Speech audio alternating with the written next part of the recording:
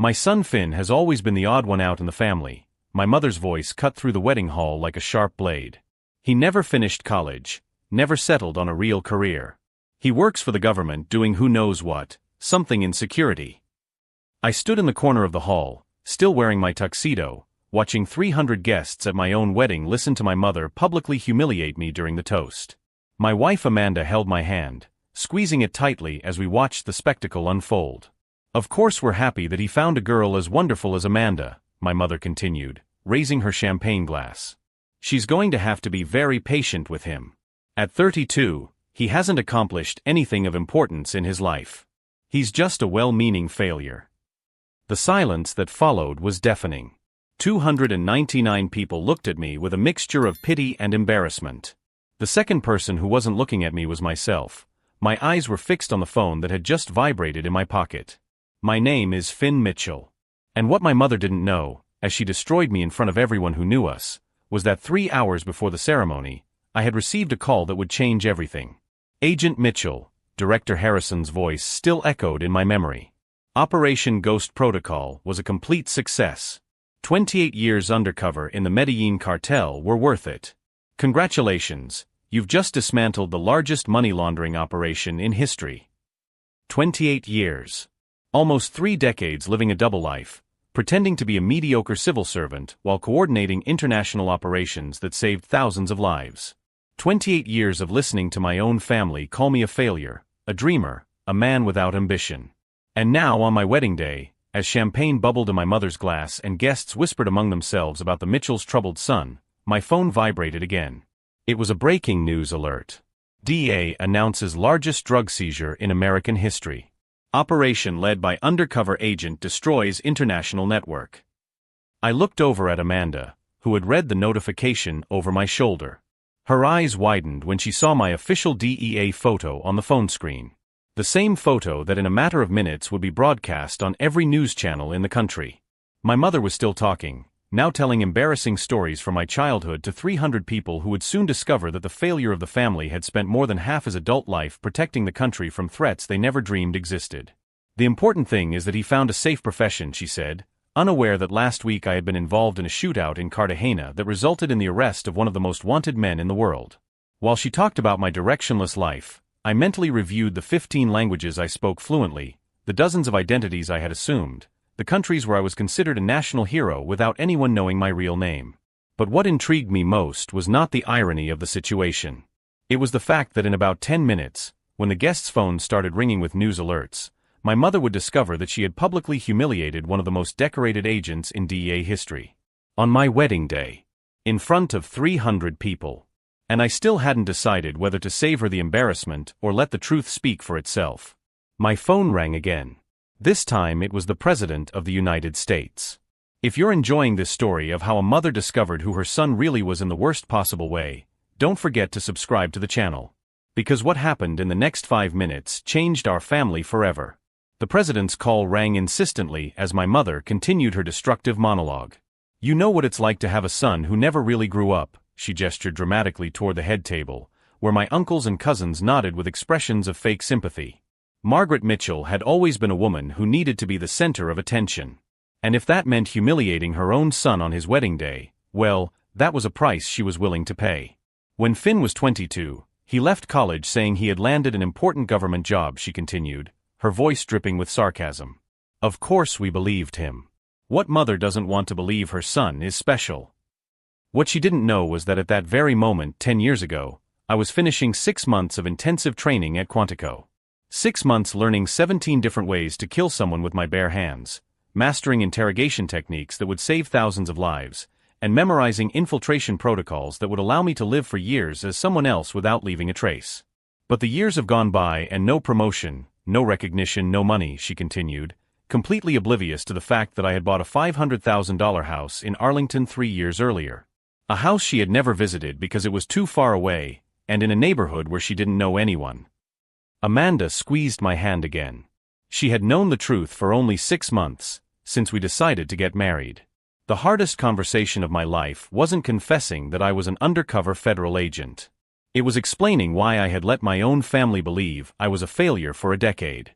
National security isn't a game, Finn, Director Harrison had explained to me during my first briefing.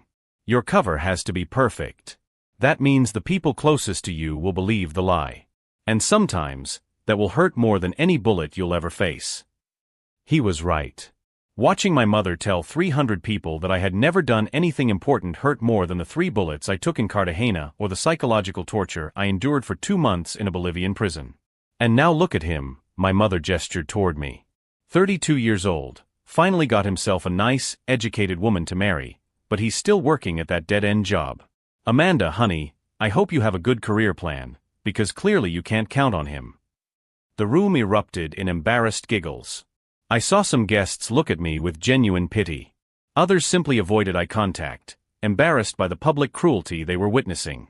My phone vibrated again. This time it was a message from the Secretary of Homeland Security. Agent Mitchell, we need to talk tomorrow about your new position. The country owes you. New position. After 28 years undercover, I was finally being promoted to head international operations for the entire Southern Hemisphere. 28 years living as Marcos Rodriguez in Colombia, as Paulo Santos in Brazil, as David Thompson in Argentina. 28 years speaking fluent Portuguese with a São Paulo accent, Spanish with a Caribbean dialect, and Arabic with a Syrian accent. 28 years saving lives who would never know my name. The worst part is that he doesn't even try, my mother continued, now clearly intoxicated by the power of having a captive audience. When I ask him what exactly he does at his job, he always gives vague answers. I work with documents, Mom. I write reports, Mom. As if he were some kind of secret agent. The silence that followed was almost comical. She had hit the nail on the head, without realizing the devastating irony of her own words. Amanda looked at me with an expression that clearly said, "It's now or never." She was right.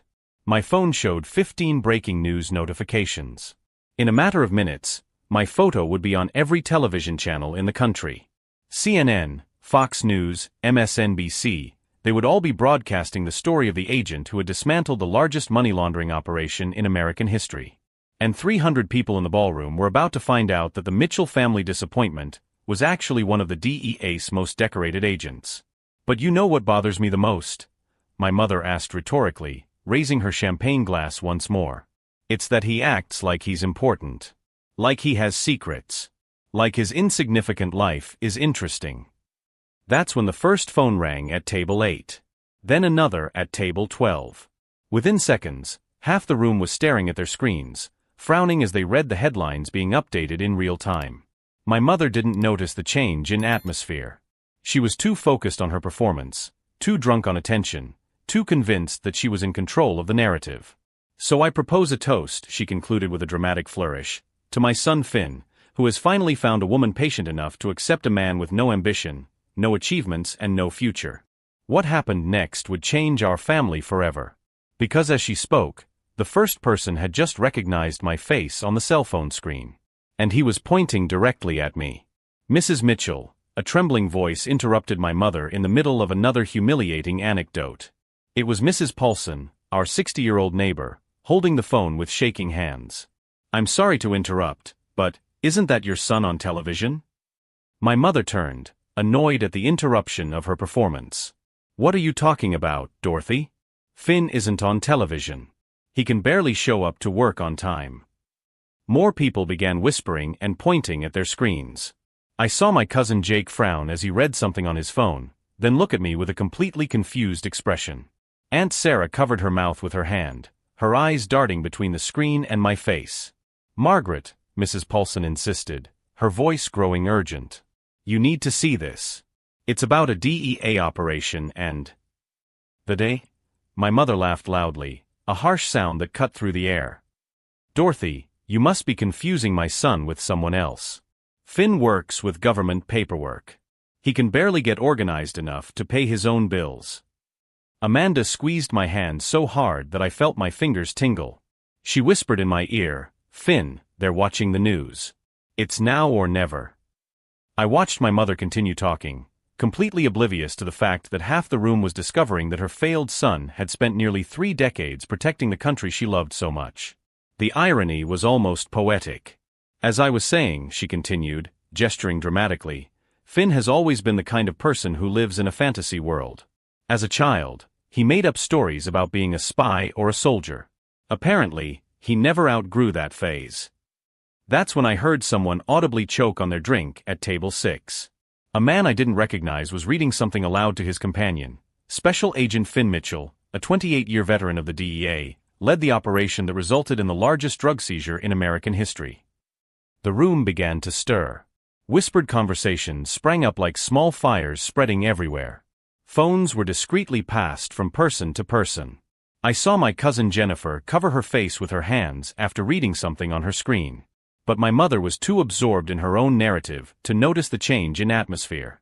And now he's getting married at 32 to a beautiful, intelligent teacher, she continued, pointing at Amanda. I hope she has the patience to deal with a man who has never achieved anything significant in his life. Mom, I tried to interrupt, but she raised her hand to silence me. No, Finn. Let me finish. It's important that everyone here understands who Amanda is marrying. A man with no ambition, no accomplishments, who at 32 still has an entry-level government job. What she didn't realize was that, at that very moment, the President of the United States was trying to call me to discuss my next mission. What she didn't know was that I spoke fluent Arabic because I had spent 2 years infiltrating terrorist cells in the Middle East. What she never suspected was that my business trips weren't to bureaucratic conferences, but to coordinate operations that saved thousands of lives. Mr. Mitchell? A young, hesitant voice came from the college student's table. It was Jake, my 22-year-old cousin, holding the phone as if it were a bomb. I don't understand. It says here that you work with international cartels. My mother laughed again, that cruel sound I knew so well. Jake, dear, you're reading fake news. My son works with files. He may even have some files on cartels on his desk, but that doesn't mean he does anything important with them. That's when I felt something change inside me. It wasn't anger exactly. It was more like the feeling I got before a high-tension operation, a crystal-clear clarity that came when all the pieces fell into place. 28 years. 28 years of keeping secrets to protect my family. 28 years of listening to jokes about my dead-end career, while coordinating international operations. 28 years of being called a failure by the woman who gave birth to me, while receiving awards she would never know existed. My son, my mother continued, her voice taking on an almost melancholy tone, has always been a dreamer. He thinks he's special, that he has an interesting secret life. But the truth is, Finn is just an ordinary civil servant who has never done anything that matters to anyone. Amanda turned to me, her eyes filled with a mixture of anger and determination. Finn, she whispered, you can't let this go. Not today. Not at our wedding. She was right. For 28 years, I had chosen secrecy over recognition, duty over personal glory. I had accepted that my family would never know who I really was because protecting my identity meant protecting countless future operations. But today was different. Today, as my mother publicly humiliated me on the most important day of my life, as half a dozen guests had already discovered the truth on their phones, I made a decision that would change our family forever. I rose from my chair in the corner of the hall. The movement was simple, but something in my posture must have caught people's attention, because conversations began to die around me. Years of military training and field operations had taught me how to command a room without saying a word. Mom, I said, my voice cutting through the hall with an authority she had never heard before. She stopped mid-sentence, surprised by the firm interruption. There's something you need to know. What happened over the next 5 minutes would shatter the narrative she had built about me over 3 decades, but it would also reveal a truth that our family would take years to fully process. There's something you need to know, I repeated, my voice cutting through the growing murmur in the room. My mother looked at me with that familiar expression of irritation mixed with condescension. Finn, dear, don't interrupt when adults are talking. Let me finish my speech. Adults, I thought. At 32, after coordinating operations that had saved thousands of lives, I was still being treated like a disobedient child. But something had changed in those last few minutes. It wasn't just the anger I felt, it was a crystal-clear sense of what needed to happen. 28 years of keeping secrets, 28 years of protecting an identity that allowed my own mother to humiliate me in public. Margaret, Mrs. Paulson tried again, her voice more urgent. You really need to see this. It's about drug operations and... Dorothy, for God's sake. my mother exploded. My son has nothing to do with operations of any kind. He files papers. Maybe papers about drugs, but that doesn't make him important. That's when I realized the perfect pattern was forming around me. Half the room already knew the truth. I could see it in the shocked expressions, the whispers, the phones being discreetly passed from table to table. The other half was still absorbed in my mother's humiliation show. It was the perfect setup for a devastating revelation. Amanda grabbed my arm. "Finn, they all know. Look around." She was right. My cousin Jake was reading aloud to his girlfriend, Operation Ghost Protocol. 28 years undercover, largest seizure in history. Amanda's co-workers had formed a circle around their desks, all staring at the same phone. Aunt Sarah covered her mouth with her hands after seeing my official DEA photo. But my mother continued her destructive monologue, completely oblivious to the silent revolution happening around her. "The problem with Finn," she said, gesturing dramatically, "is that he never accepted his limitations. Always thinking he was special, that he had the potential for something great. At 32, we finally have to accept reality." Each word was a blade, but now, instead of cutting, they only sharpened my resolve.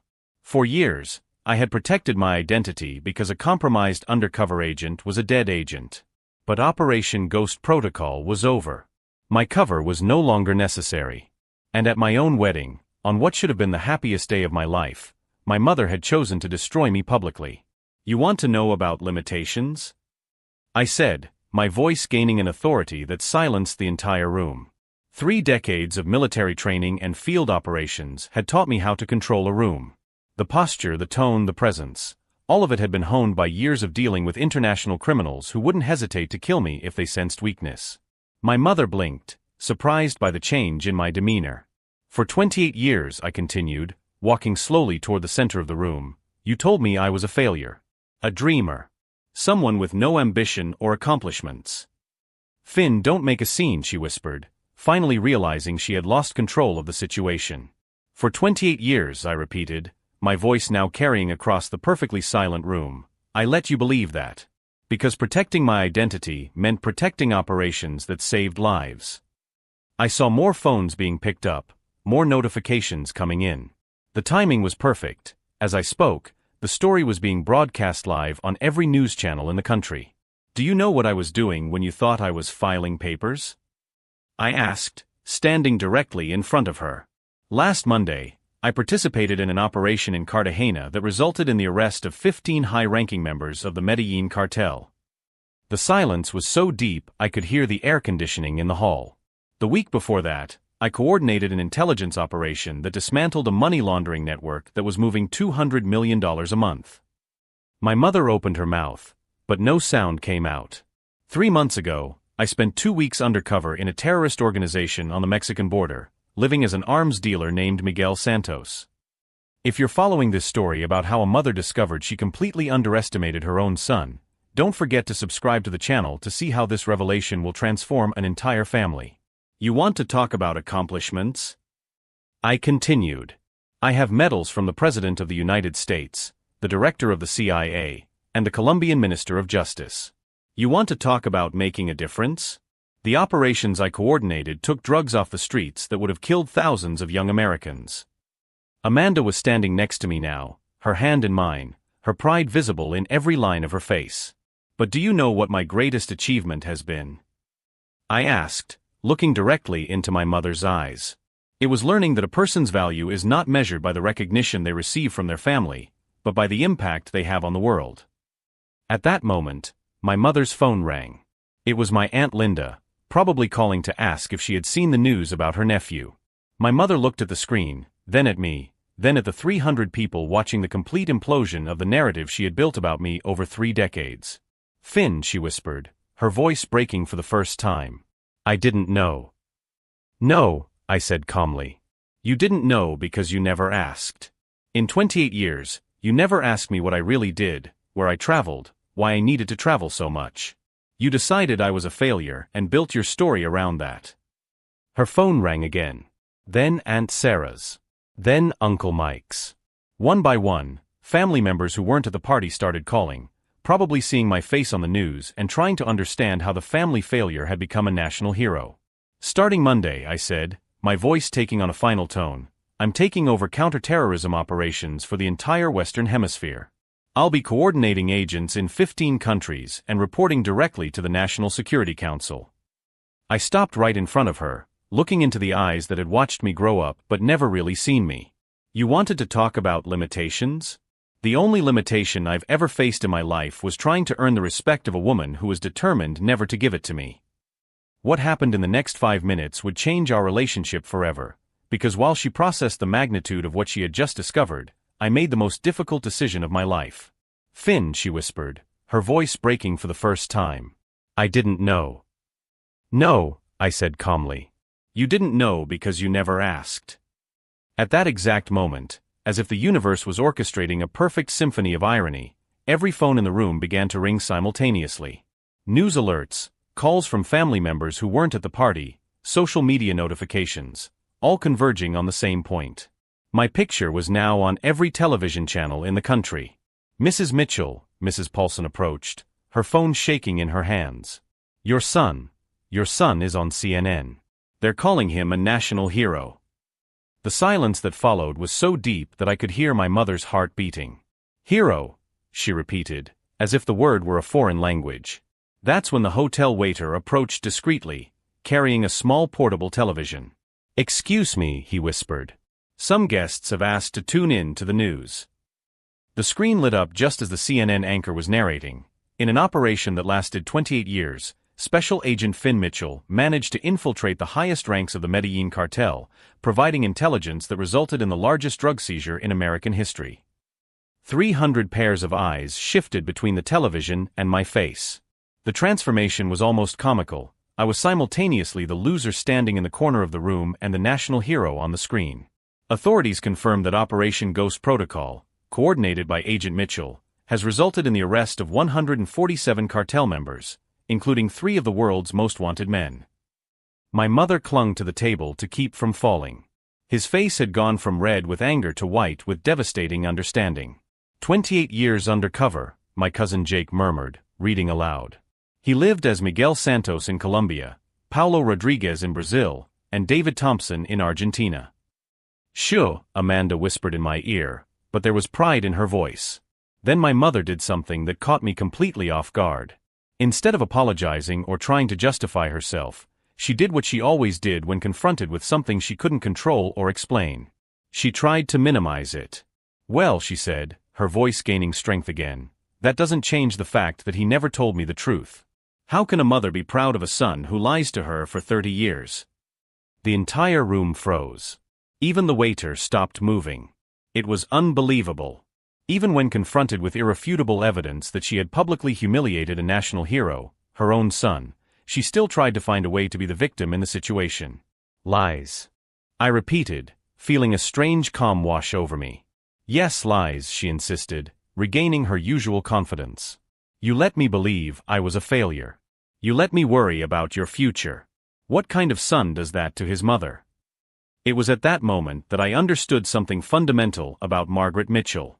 No matter how much evidence there was, no matter how many people witnessed her cruelty, she would always find a way to turn the narrative around so that she was the injured party. You want to talk about lies? I asked, my voice cutting through the room. I walked over to the television, where my official DEA photo still filled the screen. Next to the image, a list of my awards slowly scrolled by: Medal of Valor, Distinguished Service Cross, Presidential Commendation for Excellence. Mom, I said, turning to face her directly. In 28 years, how many times have you asked me where I work exactly? She opened her mouth, but I continued. How many times have you asked me why I travel so much? Why my business trips last for weeks? Why I speak fluent Spanish if I've never taken a class? Her silence was eloquent. How many times did you ask why I never brought coworkers to family dinners? Why did I have bullet scars on my shoulder that I explained as work accidents? The room was so quiet I could hear people breathing. The truth is, you never asked because you didn't want to know the answers. Because it was easier for you to have a failed son than a son whose success you couldn't control or understand. My mother finally found her voice. I just wanted you to be honest with me. Honest. I laughed, but it wasn't a happy sound. You want honesty? Here it is. Last week, I took part in an operation in Cartagena where I was shot in the left arm. The bullet is still lodged near the bone because removing it would be too risky. I held out my arm, showing the small scar that was visible even through the sleeve of my tuxedo. On Monday, I'm going to Washington to receive the Presidential Medal of Honor from the President of the United States. On Wednesday, I'm going to testify before Congress on border security. I paused, letting the information sink in. And on Friday, I'm taking over as Assistant Director of International Operations for the DEA, overseeing agents in 15 countries. The silence was deafening. Do you want to know the most ironic part of all this? I asked, looking around the room. During all those years you called me a failure. I was literally saving lives. American children who will never try drugs because of the operations I coordinated. Families who will never be destroyed by cartels because I helped dismantle their networks. My voice softened, but every word cut like a knife. But the greatest irony? It's that everything I did, every life I saved, every sacrifice I made, was never enough to earn the respect of the one person whose opinion should have mattered the least, but always mattered the most. At that moment, my phone rang. Not a normal ring, but the special ring reserved for calls from the highest level of national security. "Excuse me," I said, taking the call in front of everyone. "Agent Mitchell." The voice on the phone was unmistakable. "This is the President of the United States." The entire room held its breath. "Mr. President," I replied, my posture automatically shifting into professional mode. "Finn, I want to personally thank you for your extraordinary work on Operation Ghost Protocol. You saved countless American lives." "Thank you, sir. Just doing my duty." "Well, your duty changed the world. I'll see you on Monday for the award ceremony." I hung up the phone and looked at my mother, who was now completely pale. "That was the President of the United States," I said calmly, calling to congratulate his failed son. What happened in the next few minutes would seal our relationship forever, because finally, after 32 years, Margaret Mitchell would have to confront the reality of who her son really was. "That was the President of the United States," I said calmly, calling to congratulate your failed son. The silence that followed was so deep that I could hear the hotel ventilation system. 300 pairs of eyes alternated between me, the television where my picture was still showing, and my mother, who had clung to the table as if she were about to collapse. "Finn," she whispered, her voice breaking. I didn't know." "No," I replied, walking slowly toward her. "You didn't know because you chose not to know. In 28 years, how many times did you ask me what I really did?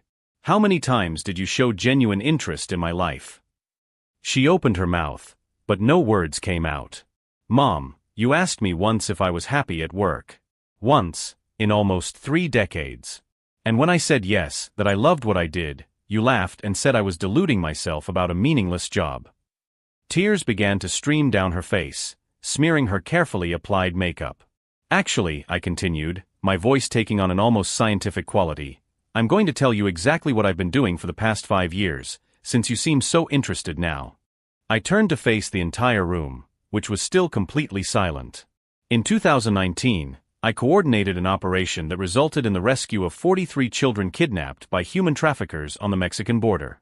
In 2020, during the pandemic, when everyone was at home, I was in Bogotá dismantling a network that distributed synthetic fentanyl that killed over 1,000 young Americans. My mother was crying openly now, but I didn't stop. In 2021, I spent 8 months infiltrating a terrorist cell that was planning an attack on American schools. The attack never happened because I was there, living as one of them, reporting their every move.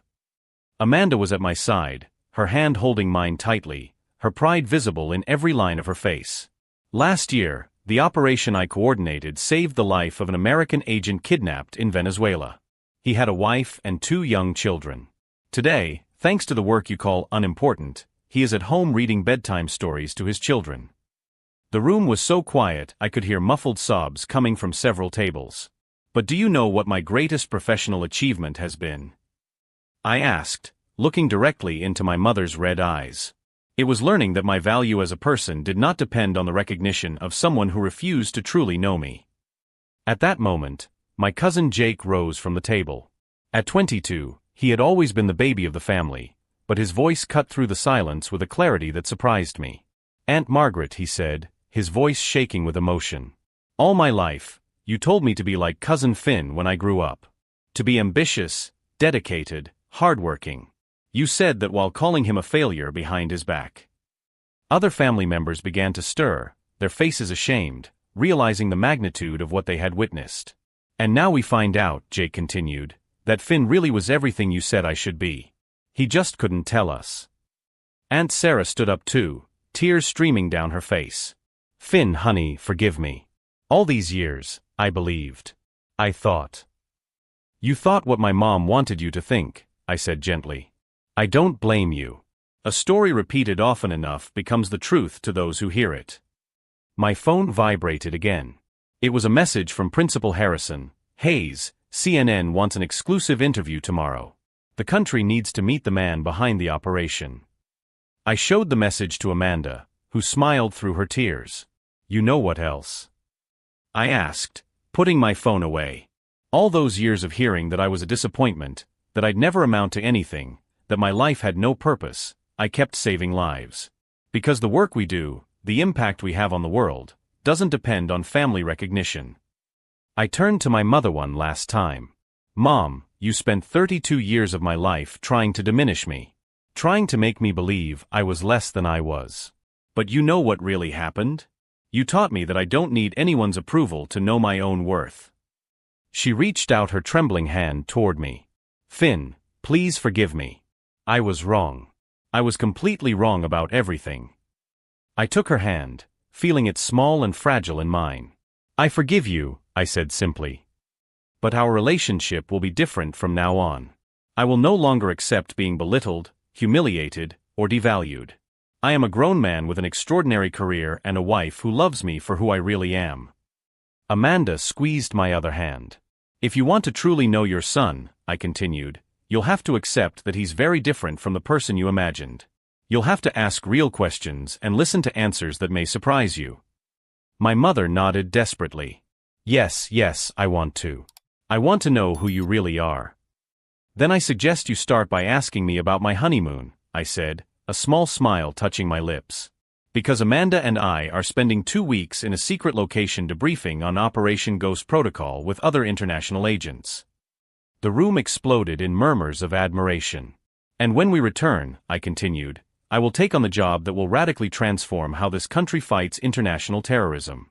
A job that my predecessor said was only suitable for the best agents it has ever produced." I looked around the room one last time, seeing faces that had known me all my life but were seeing me for the first time. "The lesson I learned today," I said to everyone, "is that sometimes the people we love the most are the ones who know us the least. And sometimes, to truly know ourselves, we need to stop looking for validation in places where it never existed." Amanda turned to the room. "If you want to hear inspiring stories of people who have overcome impossible challenges and found their true purpose, be sure to subscribe to the channel. Because my husband's journey proves that our inner strength is always greater than the limitations others try to impose on us." 3 months later, I was in the Oval Office receiving the Presidential Medal of Honor. My mother was in the front row, along with Amanda, applauding as the president publicly recounted some of the operations I had coordinated. After the ceremony, she approached me with an expression I had never seen before, a mixture of genuine pride and deep respect. "Son," she said, and for the first time in decades, the words sounded like a blessing, not an obligation. "I spent my whole life trying to mold you into something I could understand. Today I realize you've become something much greater than I ever imagined possible." I hugged her, feeling decades of tension finally dissolve. "The important thing," I replied, "is that now we both know who I really am." 5 years later, I run the largest counter-terrorism operation in the Western Hemisphere. My mother calls me every week, not to give me unsolicited advice, but to ask how I can be better, if I need anything, if I'm happy.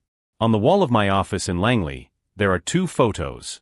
One is from my wedding ceremony, showing Amanda and me cutting the cake after the most dramatic revelation in our family's history. The other is from the ceremony in the Oval Office, where I finally received public recognition for the work I chose to do in the shadows. But the picture I'm most proud of isn't on the wall. It's tucked away in my wallet, a photo my mother took last week when I visited her. In it, I'm helping her plant flowers in the garden, wearing old jeans and a plain t-shirt. "My son the hero," she had written on the back. "But most of all, my son.